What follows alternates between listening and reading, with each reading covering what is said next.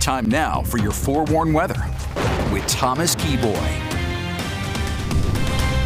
Good morning, Utah. Happy Wednesday. We're halfway through the work week, and over the last couple of days, we might be in the first part of May, but it's been feeling more like late February or early March, and that has definitely been the case in the upper Cottonwoods, where we have seen between 2 and 3 feet of fresh snow since Sunday. Alta just over 3 feet at 37 inches, taking the season total over 650, while Snowbird is just shy of 600 inches for the season, and we're also just shy of 600 inches at Brighton as well. It really has been free refills if you're going to be heading up into the high country, which is, I don't think anybody's complaining about. Now, when it comes to our accumulations, I think for the most part, we're done with the bulk of what we're going to see. But we're going to hold on to at least a chance for spotty showers over the next few days across the northern half of the state. And by the second half of the week, a few showers will be possible in central and southern Utah, but it will be significantly calmer compared to what we saw over the last couple of days. And on the forewarned radar, things are nice and quiet for the time being as that low pressure continues to move down to the south. But one thing that we're watching for is this upper level low pressure you see to our northeast. That's going to backtrack its way in our direction, and that's going to help keep our weather a little unsettled as we move through the second half of the week, and will also result in the potential for some gusty winds in northern Utah by tomorrow into Friday. We'll talk more about that in just one moment. In the meantime, an absolutely beautiful sunrise view underway in Blanding. It is definitely breezy in southeastern Utah, and remember, we do have a wind advisory in place for lower Washington County through 8 o'clock this morning in southwestern Utah.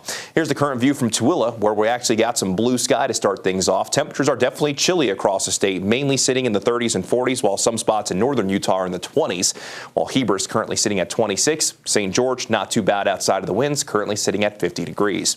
You're out the door forecast along the Wasatch Front. We hold on to that slight chance for today. Otherwise, partly sunny skies with temperatures that'll be a little bit warmer compared to what we saw yesterday. So instead of needing the jacket most of the day, by the heart of this afternoon, most of you should be fine with at least a sweater, as daytime highs up north will mainly range in the 40s and 50s, better than the 30s and 40s that we saw yesterday. However, with that northwesterly flow in place, temperatures in southern Utah will actually be a little bit cooler compared to what we saw yesterday. We'll see low 50s along the Wasatch Front and the Wasatch back. Daytime highs will mainly be in the 40s, while in the Uinta Basin, daytime highs will mainly range in the mid-50s.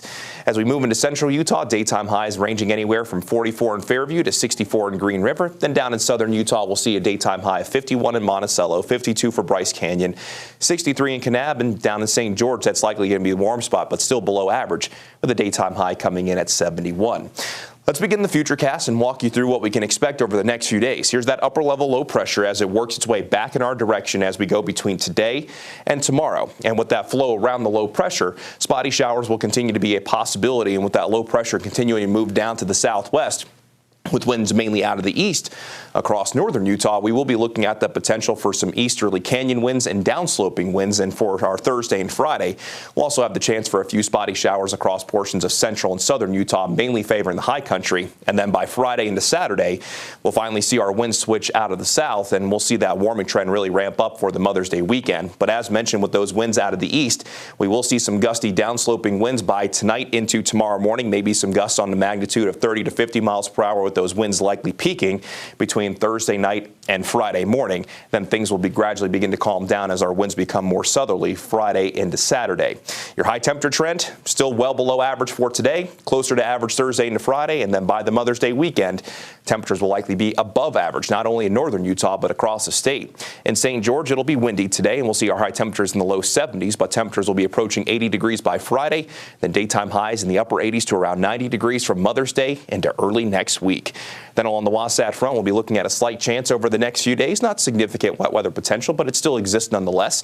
Daytime highs will be climbing through the 60s by Thursday into Friday, and then daytime highs well into the 70s over the Mother's Day weekend. And by Mother's Day on Sunday, should see a mix of sun and clouds.